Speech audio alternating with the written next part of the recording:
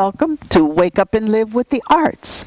I'm Sue Johnson, your host for this edition, along with James McGilbray, our videographer, and in the studio, Lester Bryant, our editor. And we are here at the Rainey Institute, and you know what? I think I hear some folks talking. Wait a minute, that kind of sounds like George Tate and Officer Janey Morris. You guys, I hear you. Come on in. Hey. Come on in for a minute. Hello, Sue. Have a sit down. Ladies. Join us. Hi, I heard you two talking out there. How are you today? Good. How are you? I like to say Tuesday, thank you, because today is Tuesday. You guys were chatting out there. I didn't realize, George, that you knew Janey that well. Do you know her from the neighborhood? Yes, pretty much. She comes in quite often. Where does she come into, honey? She comes in to disrupt everything. Into Tate's Barbershop? Yes, into the barbershop. She comes in and, does what she has to do and then make sure everybody's okay. So there's no criminals in my shop. Oh, okay. Well, we have another officer who thinks that you do harbor criminals in your office. Yes. That is just a totally another different gentleman. Yes. So we'd rather another him officer, not come in if he's not going to use our services. Because he comes in and hassles folks, like you have a young teenage boy that comes in, and then even your running buddy, Ace, Marcus Johnson. Yes, he's my partner now, as a matter of fact. Okay. I gave him some training, and he went to school, and he learned to be a barber. So, yes, and I'm glad to have him there because, as you get older, things just don't work like they used to. Especially the old legs. I know what that's like. They just, they work when they want to, and when they don't want to, I need Ace. Yeah. So, yes, he comes and in he's been a big help to you? Oh, most definitely. Yes, well, good. I'm glad to hear it because as time goes by, doesn't he ultimately take over the shop a little bit? Yes, he does. Okay. Ace comes in and takes over the shop as time goes by. Yes, ma'am. Because what happens is he does what he does, and I keep, training him and keeping him up to breast on what's going on as far as the barbers are concerned. Yes. He gets better and better. And then, Ace is a reader as well. So he does continuously read about barbering and business. So, I love him. I'm glad he's there. Well, he makes a fine addition to Tate's Barbershop. Yes. Yeah, and Officer Janey Morris. Now, you start out, you're fairly new on the force originally, and you, over the course of time, you end up putting in about 8 years on the force.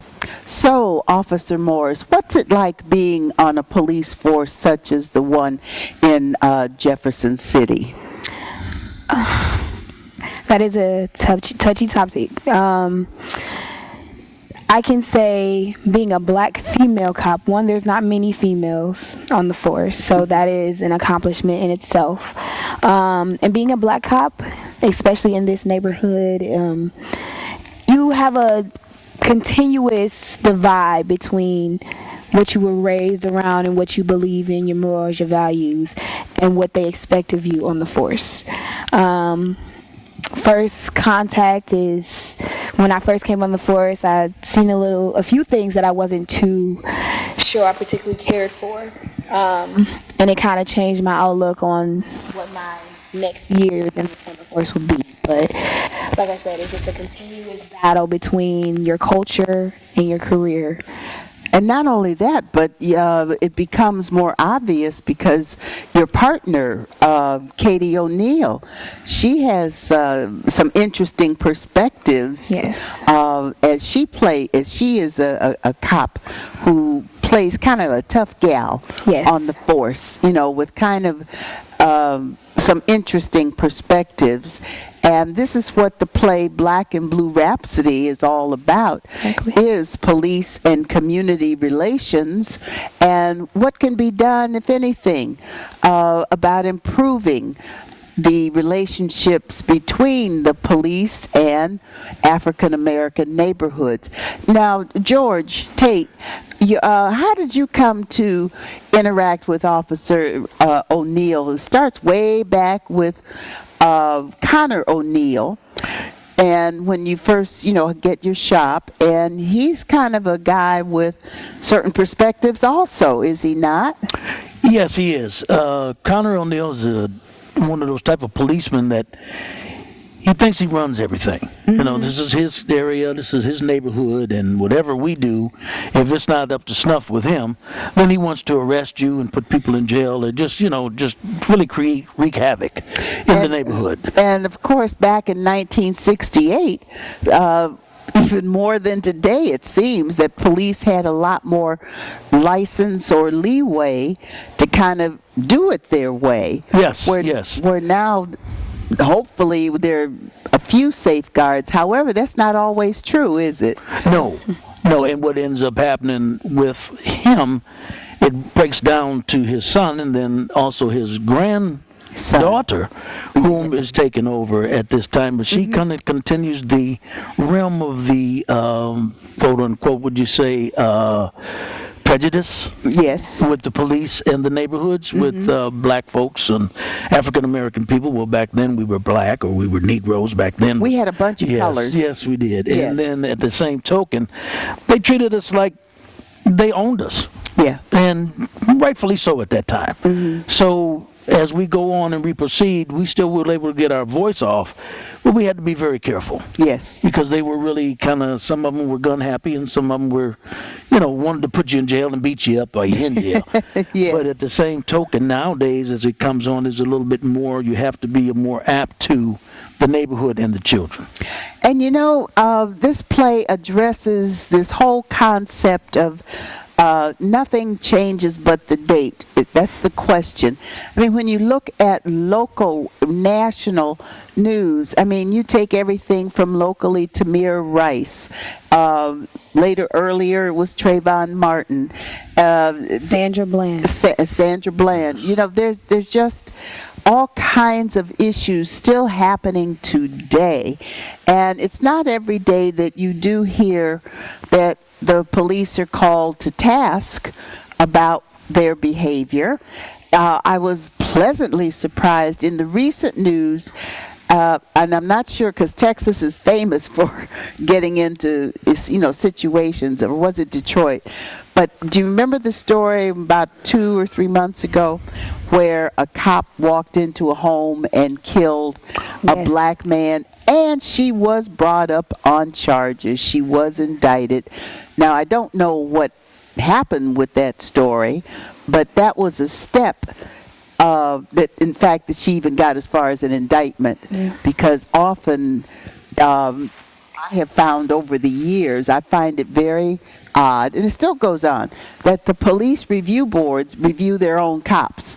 It's not outside agencies necessarily that take a look at questionable actions. So, George, what's your hope for your barbershop in your neighborhood? Well, the hope is for the barbershop to continue because it's a staple in the neighborhood. Yes. It's been there for quite a few years. I opened it in '68, of course, and as we proceed, it's still open. Yeah, Ace all the has way taken to over. 2016. Yes, ma'am. Even though Ace has taken it over now. Which is a beautiful thing. And, that kind of stuff in our neighborhoods keeps the neighborhood functioning, so to speak, as far as, the older people coming in. Yes, ma'am. Yes, ma'am. Operation, yeah. Yes. And Janey, are you planning to continue with your police work as far as your career is concerned? I hope so. You hope so? I hope so. I hope I can be the voice and the change in the neighborhood, and this jungle will no longer be anymore. And you didn't call it that initially. That was that was my partner, Tate O'Neill, who carried it on from the grandfather's day. Yes. So as you can see, this story covers quite a lengthy period. And Black and Blue Rhapsody is the name of the play, was created, conceived, designed, written by Richard Asbury, our playwright, who is a newer playwright on the scene, and we are thrilled at Wake Up and Live's Actor Studio to support his efforts to get his works out into the public notice.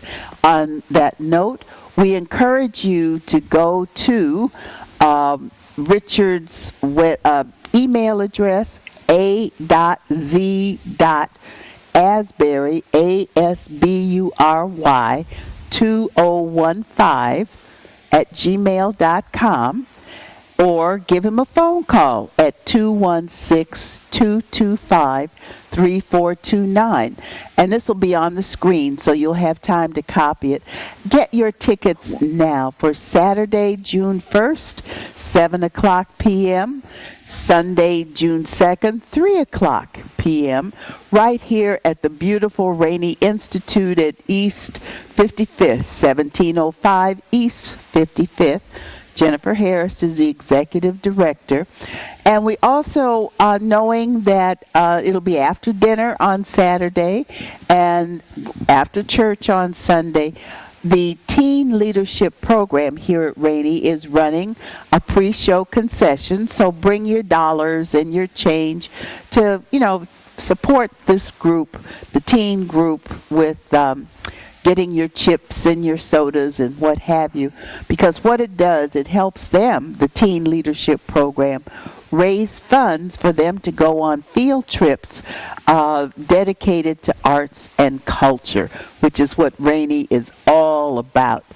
So therefore, we want to re-invite you to please think about getting your ticket, or take an ad, take a little personal ad out, or make a generous donation. Huge amounts of dollars would be appreciated to help us with this production. Questions, comments, concerns? You can also reach us at wakeupandlives, with an S, at gmail.com, wakeupandlives@gmail.com, or go to our website, www.wakeupandlives.org. .com, doesn't matter, wakeupandlives.org or .com.